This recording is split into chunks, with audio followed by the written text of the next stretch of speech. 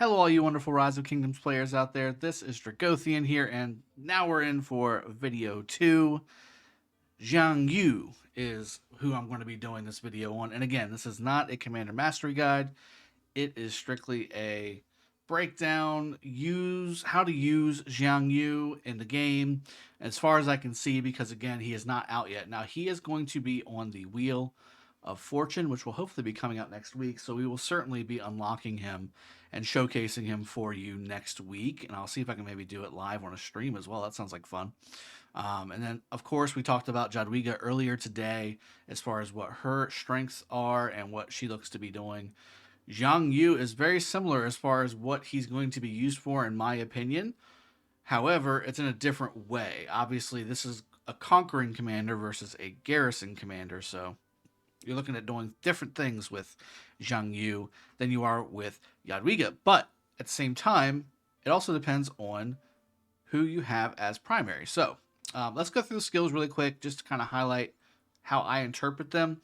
And then we're going to go through some use cases based off of these skills, and then certainly the talents as well. This first one is really unique right off the bat. You have a 900 rage requirement, which basically shaves a second off of your skill cycle at the beginning, and certainly helps with the repetitiveness over and over and over again as your skills go off. So rage requirement normally for most commanders, if we look at Chandragupta, 1,000 rage requirement. The only other commander that's got a lower one than that before Xiang Yu comes out is going to be Genghis Khan, and he is at 950. So Xiang Yu is the lowest commander rage requirement in the game as of right now.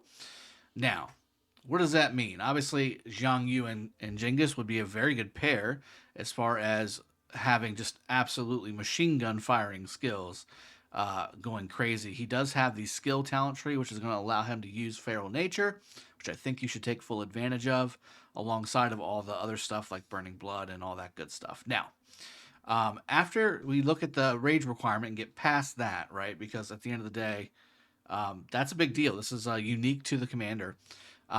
His first skill is an AoE. Again, we hadn't really had, until we got William, we hadn't really gotten a legendary AoE CAV commander. Now we've got two.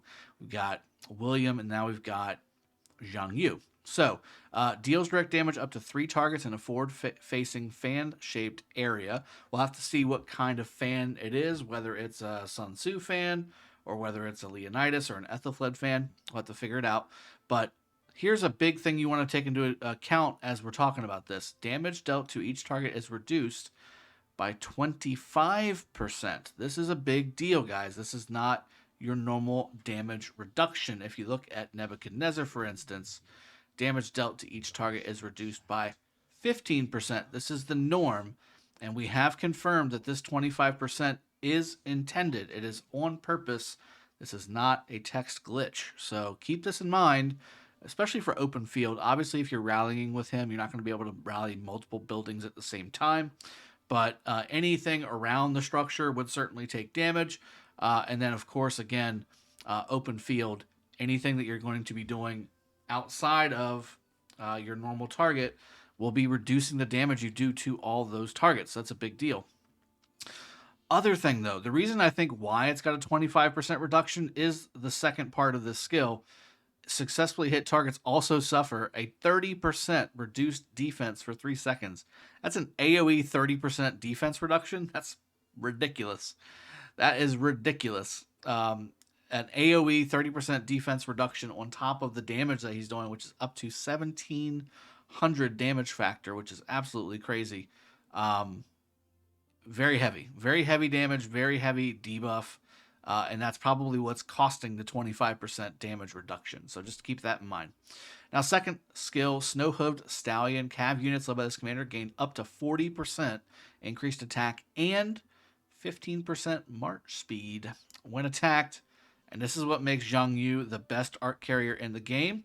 When attacked, they have a 20% chance to gain 15% march speed for 3 seconds. This effect can trigger once every 5 seconds. So basically 60% of the time when you're an arc carrier, you're going to have an additional 25% CAV march speed bonus and you got to make up that negative march speed from having the arc itself as much as you can.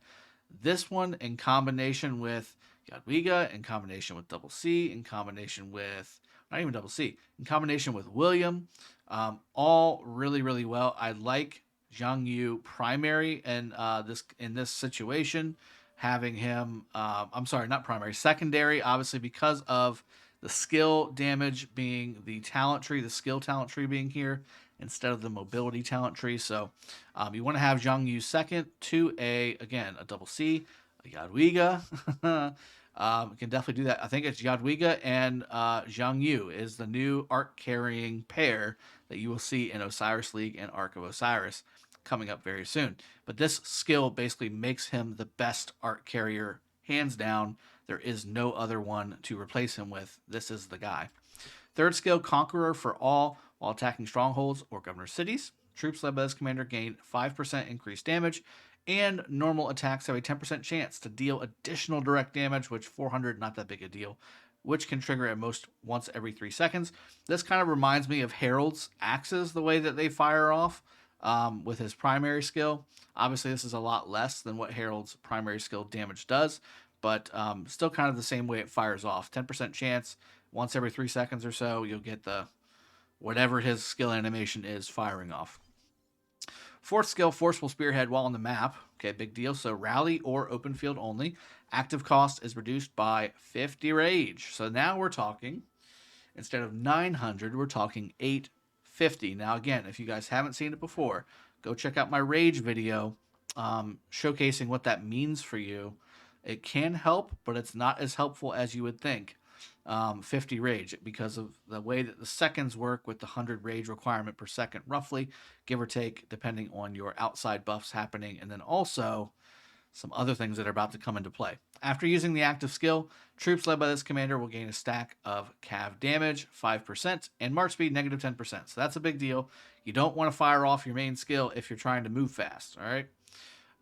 Another stack is gained if they are being surrounded. So, in my opinion, the way this fourth skill works, this is a rally skill. Even though it doesn't say for rallies, this is a rallying skill because it's a rage reduction, and you also get stacks based on being surrounded, which is usually rallying, obviously open field as well, but the main benefit you get from getting buffs from being surrounded is from a rally, because if you're in the open field, 300,000, 350,000, 400,000 troops, depending on your heroic anthem tech, you don't last very long. It doesn't matter how much stacks of a buff you get, but on a rally that's getting swarmed, you can stay alive quite a bit if you're getting reinforced, all those good things. And that's where you'll start to see the benefit of having a 5% cav damage bonus that stacks up to 6 times. That's a 30% cavalry damage bonus. That's pretty substantial.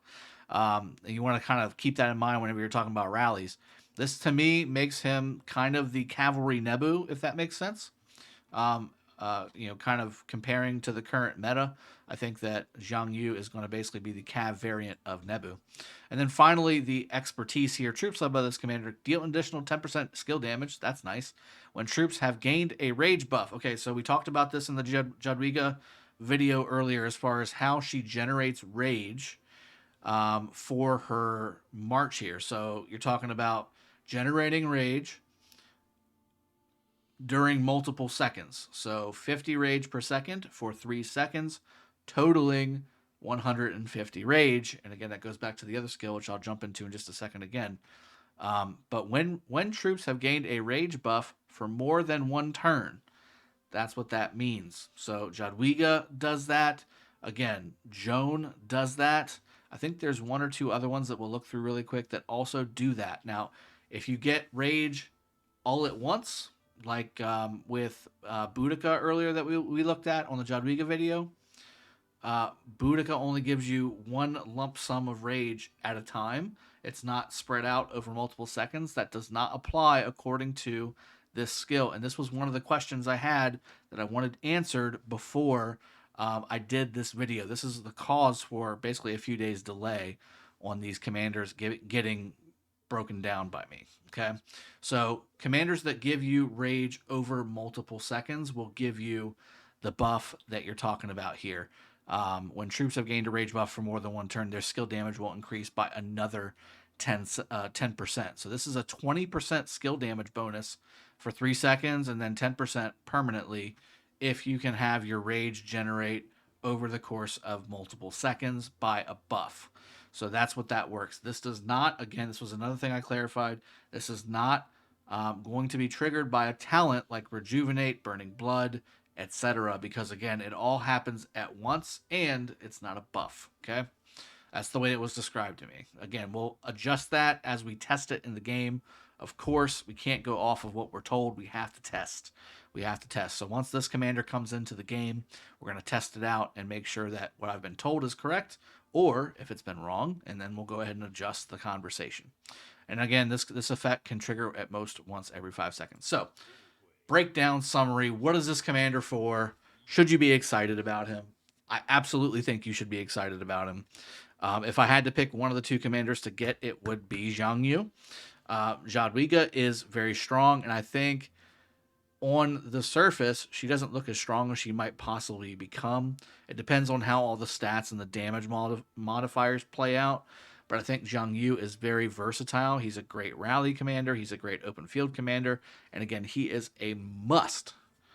You have to have a Xiang Yu in your team. If you are in a realm in Osiris League, or if you're doing Ark of Osiris for your Arc Carrier. He is your Arc Carrier going forward.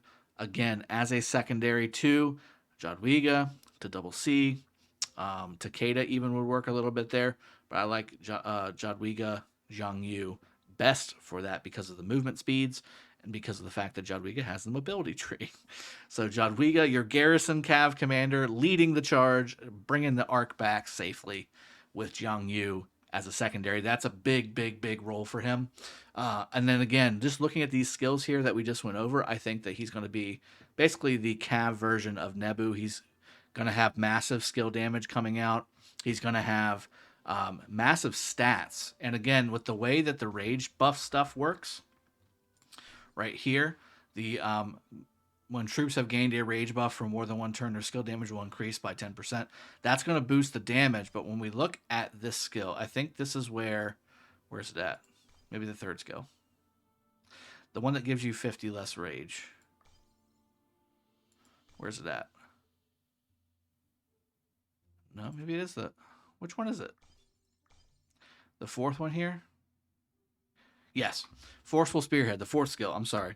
So this is actually a big deal. So if you pair Xiang Yu with a commander like Jadwiga, okay, you already have a 900 rage requirement here. You're going to be putting, I guarantee you, Feral Nature on this guy's skill, and then going to Cav up on the top right for Emblazoned Shield, and then getting the rage stuff on the Cavalry tree as well. Maybe getting Buckler Shield and Moment of Triumph on the Conquering tree. I'm not 100% on which way we're going to go with this just yet. But again, you're starting with 900, and if you paired Xiang Yu primary with Jadwiga secondary, that's not a bad pair. That's really not a bad pair on the open field or even on a rally, because if you look at that skill that we were talking about with the generating rage per second here, they gain 50 rage per second for 3 seconds. If we go back, that drops the 900 rage requirement that's happening down to 750. Okay. And then we have the fourth skill here, which lowers the rage requirement altogether by 50. So now we're talking 700.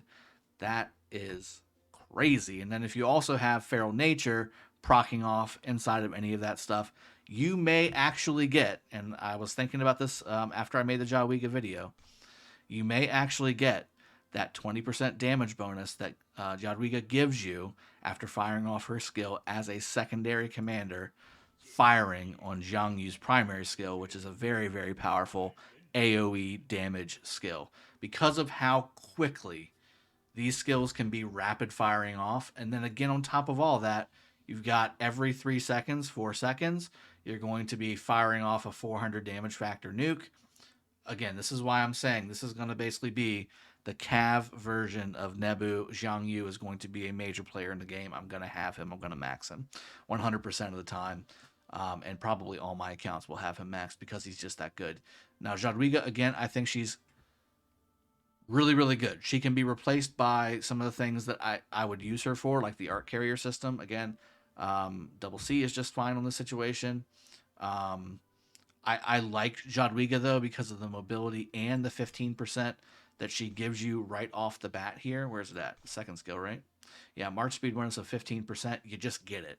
You don't have to do anything for it or anything like that. With double C, let's check him out really quick. Goodness, where's he at? Why is he always at the top? Like he's that important.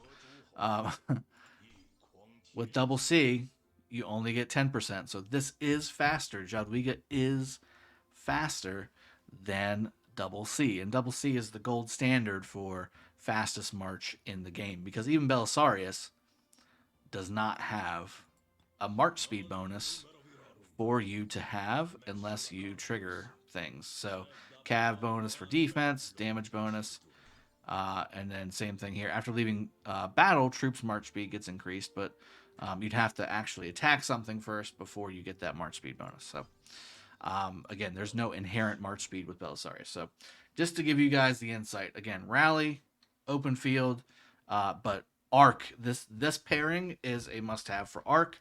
And then again, you're going to want to have Jadwiga as a garrison for arc big time against Nebu and things like that. And again, we talked about Jadwiga on the last video where kind of okay against non-archer rallies. I think that maybe, maybe on paper doesn't look as good as it actually will be. We've already got a Zenobia, right, that basically is good against everything for the most part. Jadwiga might actually be the next step for Arc. I think Arc is where both of these commanders are really going to shine. And then certainly KBK, I think Xiang Yu is going to be incredible alongside of course, again, Arc of Osiris. So hope you've enjoyed. Hope it's been helpful for you guys. I'll see you guys next time. Cheers. Have a good one and take care.